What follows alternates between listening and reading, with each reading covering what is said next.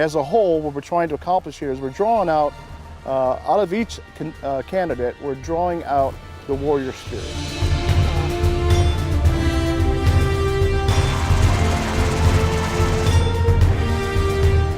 The 2017 Florida National Guard Best Warrior competition has more to offer the competitors this year.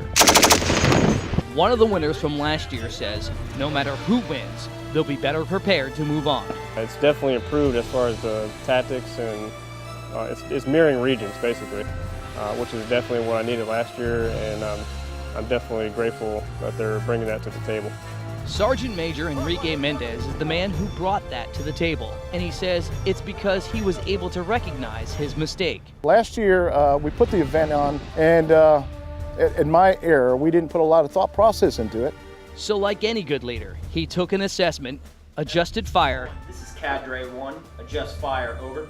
And moved on. I had an opportunity last year to take our Warriors to the Region 3 competition in Fort Stewart, Georgia. And having a conversation with the Command Sergeant Major over there, York, they kind of had the template for what right looks like. Hence why we have the what I call a very robust Best Warrior competition set in there for 2017.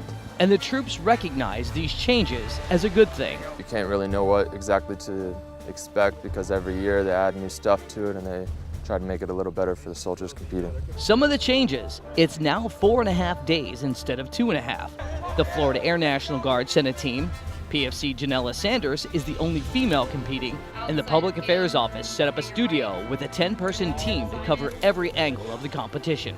And there's an endurance portion in combat swim that the Army or typical soldiers in the Guard never get an opportunity to do.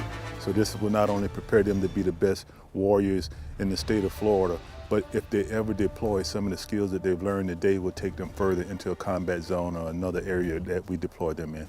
So how does someone get ready for something like this? According to one competitor, don't try to go it alone. Go over your warrior tasks and just make sure you have a good sponsor, a good coach to kind of walk you through everything, because you can't do it by yourself. It's a team effort every step of the way. And this year, that team includes the Air Guard. And they ponied up, and they brought their NCO, and they brought their enlisted in there. And they're doing phenomenal work out there right now. I'm not just proud of my airmen, I'm proud of the soldiers here. And as I've been here and I've gone around the event, I'm talking up everybody and letting them know how important and how proud we are that they are here to participate. On the night of the banquet, PFC Sanders wanted everyone to know there's a bigger message that should come out of this competition. Just that, you know, it doesn't matter if you're male or female. It doesn't matter if you're the biggest or the strongest. That's the thing that I think the warrior spirit is about, is like you just never quit, and you never let somebody else quit. Keep that momentum going, Sanders. You got this. So with all the events complete, there was only one thing left to do. Best warrior soldier is Specialist Manuel Vallejo. Florida National Guard Best Warrior non-commissioned officer is Staff Sergeant Richard Canton.